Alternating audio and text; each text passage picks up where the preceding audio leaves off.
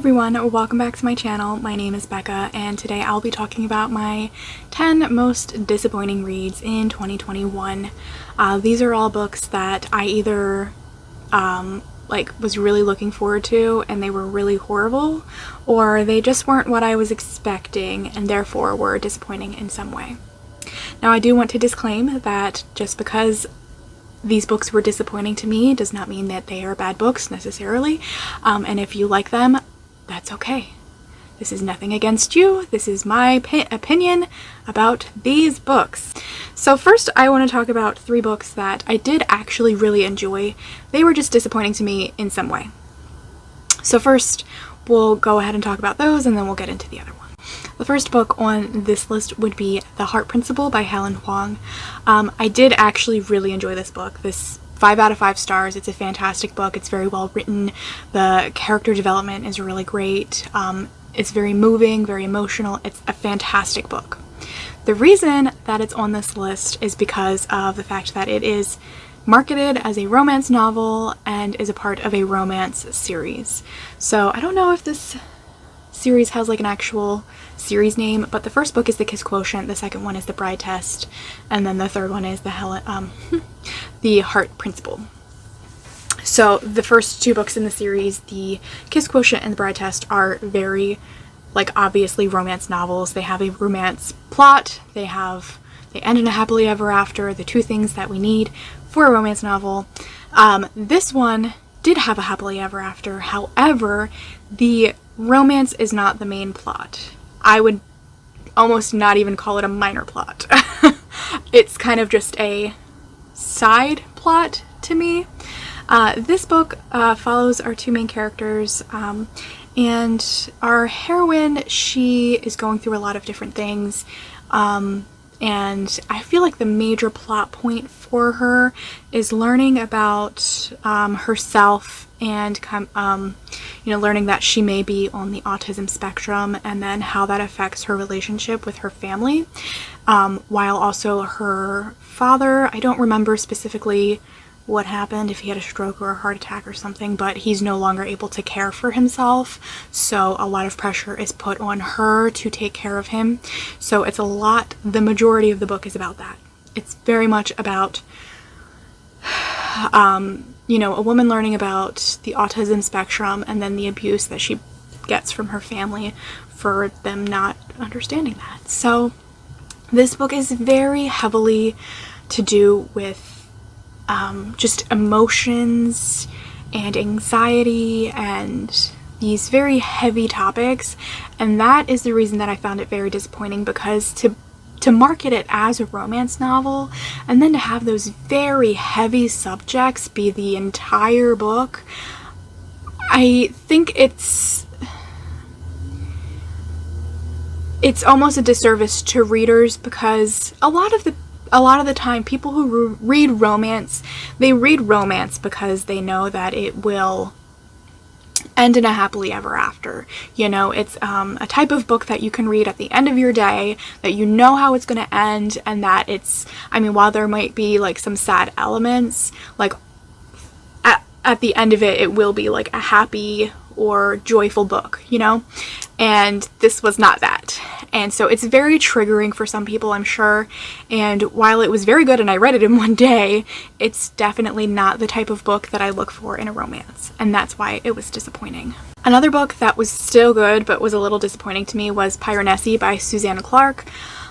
This one was nominated for the Women's Choice Award this year. I don't know who won because I didn't look into it after I finished the book, but I feel like, and I didn't really read the synopsis, but the way that this book was described to me, or that I saw from other YouTubers, it just, and I don't want to blame them for that, because this book is actually very hard to explain without giving spoilers, because it's basically about this guy who is in a labyrinth, and he's kind of naive, and you learn about his day-to-day life, and then you learn more about why he's there and stuff like that. And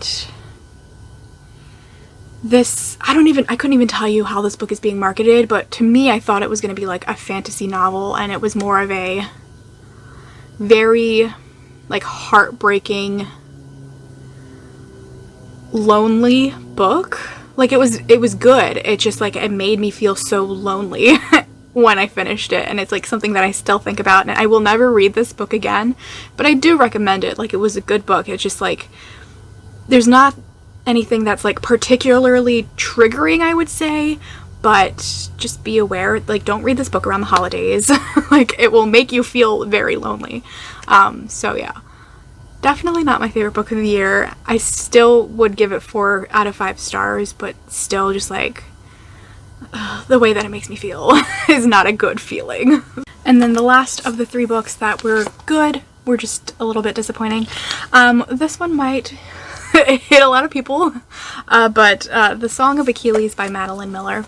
And I think it's probably because I read Circe first by her, and I loved Circe. Circe was one of my favorite books from 2020, and then I read this one, and I was a little bit disappointed, just because, mainly because of the ending. I felt like the ending was very abrupt, honestly, when I had finished the book, because I was reading the ebook, and I was like tapping to go to the next page, and it was just over, and I was like, oh, that was it. Okay. So I was very, like, confused as to why it ended so abruptly. And also, I mean, it's kind of hard to, for me anyway, it was kind of hard for me to, like, you know, you build up this great romance between Achilles and Patroclus, and then for Achilles to do what he does, as we know, because of, you know, other books and media that we've read or seen with Achilles, we know what he does, and then for him to kind of just, like, act like nothing is wrong, or that he didn't do anything wrong, and then just to kind of get away with doing things wrong, like, doing wrong things. But regardless, I think the reason that I did find it mostly disappointing was because of, like, such hype, and, like, the fact that I loved Circe so much, and then to read this one, and it was just, like, a little bit lackluster for me. I mean, it was still a good book, and I did enjoy reading it. I was just, like, coming off of a high for Circe, and then just, like, eh. So definitely, since Circe was her second book, I feel like her writing has gotten better, so I'm excited to see what she writes next. And now for the books that I did find to be the most disappointing and that I didn't really like. I'm gonna go in order from least disappointed to most disappointed. Okay, so the first book would be The Gifted School by Bruce Holsinger. This one being the least disappointed because I don't actually really care much about this book. I think the reason that I was disappointed in this book because it was described to me as a read-alike for Big Little Lies by Liane Moriarty, which I really enjoyed. And this one was just, like, rich people problems that I did not care about. The next book that was very disappointing to me was Girls of Paper and Fire. I don't even remember, because it's been a while since I've seen the recommendation for this book, why it drew me in, but I was very excited about, like, the world. I thought it was going to be very interesting, and then somebody was saying, like, oh, it's a sapphic romance, which is not. I would not call it's not a romance. It's a sapphic book because there are sapphic characters, but it is not a romance. Anyway, it's about this kind of kingdom where there are these girls who are selected to be prostitutes for the empire, like the king or emperor or whoever, and it's about these two, well, how many trying to escape this life. It wasn't very good. I honestly have already unhauled the book.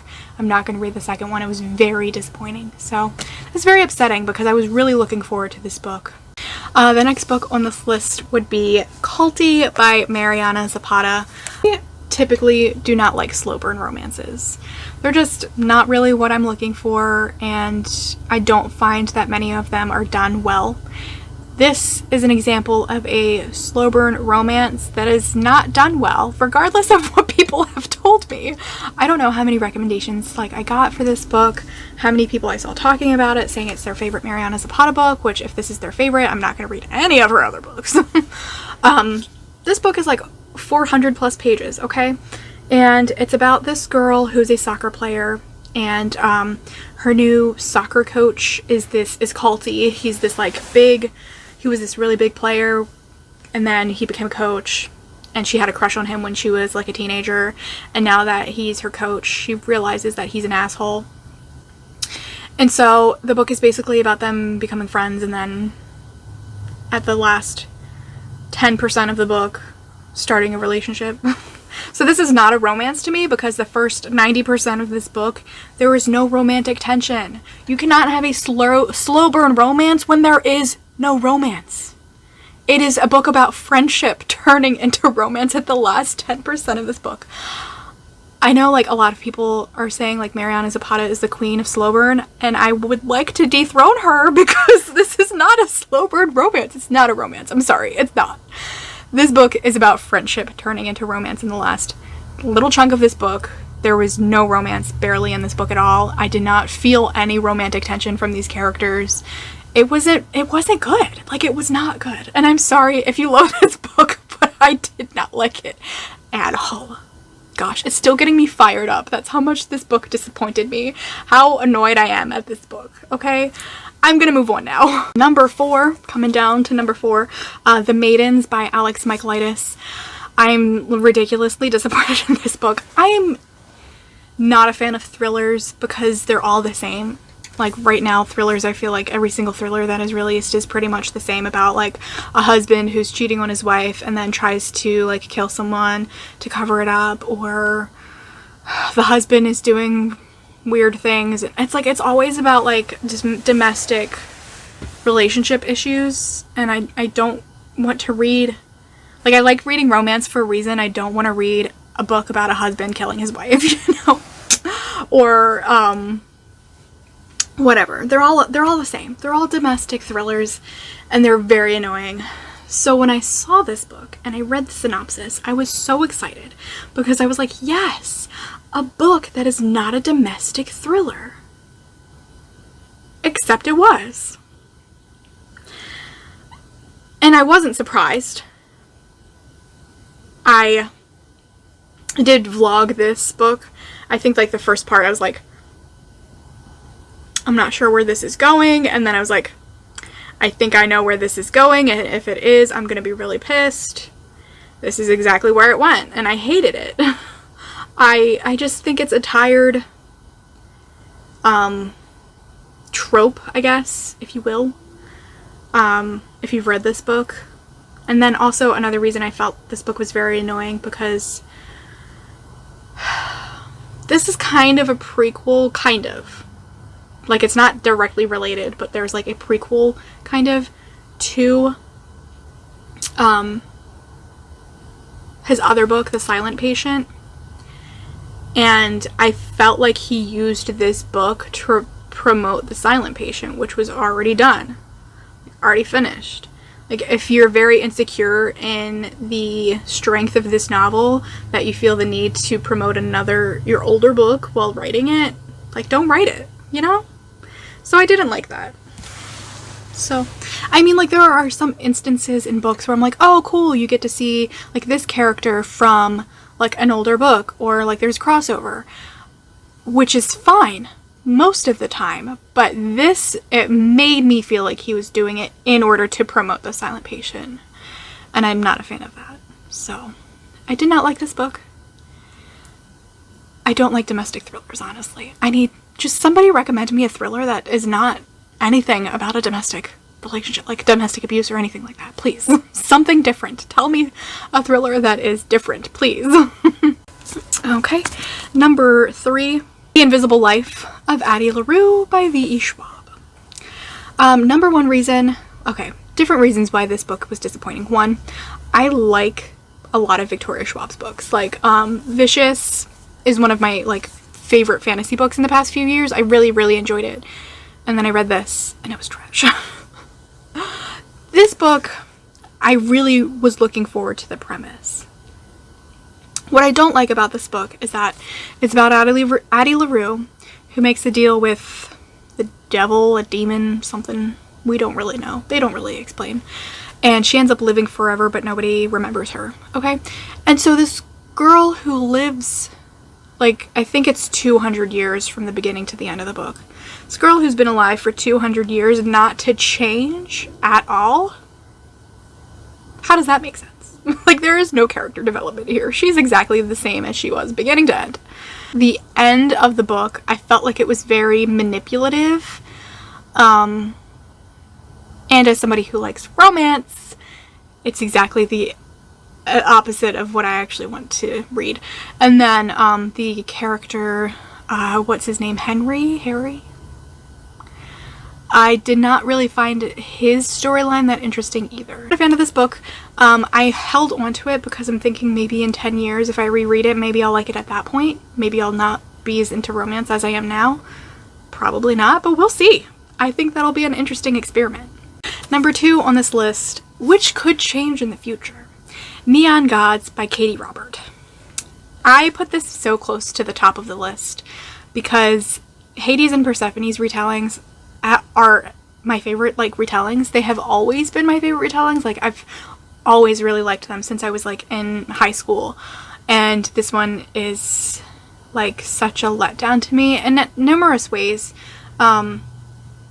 First of all, and it's been a while since I read this book, and I'm planning on rereading it, but this first book, I felt like it's a very interesting world and interpretation of the Hades and Persephone retelling, but you don't get any explanation for anything at all.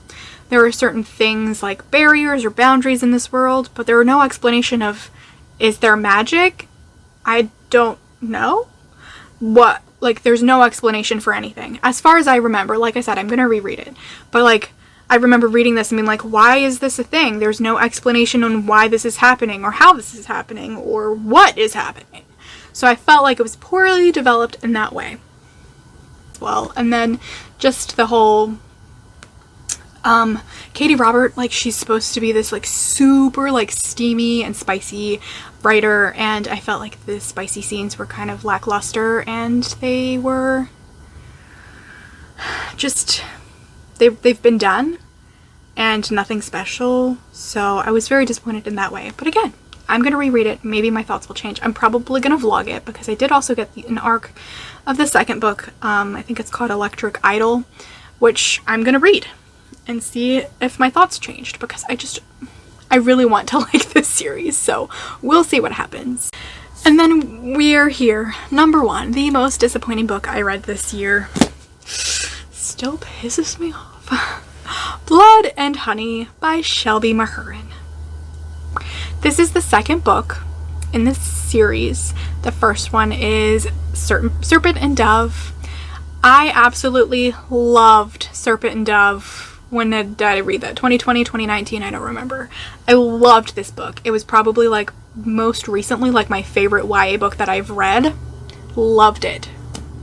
And then I get to the second book. This is the reason that I don't finish series, especially when I really enjoy the first book, because I'm terrified that it's going to ruin the rest of the series. For example, The Cruel Prince. I hated that first book, and I was like, should I even continue? I did, and luckily I did, because they got better. Now, it sucks when you start a series off strong and they get worse. What I did not like about this book is a fantasy series. It's about this world where witches are hunted by these witch hunters, and in the first book, this witch who's, like, in disguise, she's trying to hide herself, ends up married to a witch hunter, so that's kind of fun, right? And then the second book, after the big explosion at the end of the first book, they're, like, on a journey to do things and it's so boring. Like, nothing happens in this book. There is, like, after the first book and the relationship stuff that happens, you would expect them to come out stronger, but no. It's annoying, and they have to keep pushing each other away. And then the last freaking scene of this book. I don't tend to throw books across the room, mainly because I'm afraid of breaking something else, but I literally wanted to throw this library book across the room, consequences be damned, because it pissed me off so much. Of course, I'm not going to tell you what the last scene was, because that would spoil it for you, and I know other people really enjoyed it, but not for me. That end chapter is, like, one of the things that I hate the most in a series. And the only reason that I will say that this book doesn't deserve 0 stars, because they introduced a new character that I thought was very interesting. And that's all I'll say. I am not going to continue reading this series. The 3rd book has come out. I think it's called Gods and Monsters. And like every time I see it like on the shelf at the bookstore, or I see it online or in the library, I'm like, should I just do it? No, because Shelby Mahurin did me dirty, and I will not continue to read the series. So, yeah. With that being said, do not recommend series to me unless they are fan-freaking-tastic. I know, I'm a really hard person to give recommendations to, I've heard. If you're afraid to have your feelings hurt when I don't like the book. But please, I like recommendations. I like to read what other people recommend to me. So if you have good series recommendations, please, I would love to know them. And those are the top 10 books that disappointed me this year. I honestly have come to that point where, like, I am not very critical about a lot of things that I read, even if I talk about them in a very critical way. For example, like my library book club, I complain about every single book we read. Mostly. I always complain about something at least in a book, but that doesn't mean I don't like them. I just like to complain about things, but I also think that if everything is getting a lot of praise, then it's also good to throw a more critical viewpoint out there. Not in any way to hurt that book, but to just have more thought-provoking conversations about it. So yeah. These books were really bad. I'm just kidding, they're not. I can't say that any of them were actually, like, bad books, except for maybe Addie, Larue. I'm sorry. I can't. Maybe that should have been number 1, but I can't hold it too much against it, because it's only 1 book and it's not a series, so especially when you love the first book in the series. Anyway, I would love to know what your most disappointing books were this year, or if you even care. If you're that type of person who, once you read a book and it disappointed you, so you completely forget about it, it drops off the face of your earth. That's okay too. But I would love to know if you read any of these books, and if you felt the same or if you felt differently. Please let me know in the comments. Thank you so much for watching this video. I hope you enjoyed it and my antics. And I'll see you in a new video soon. Bye.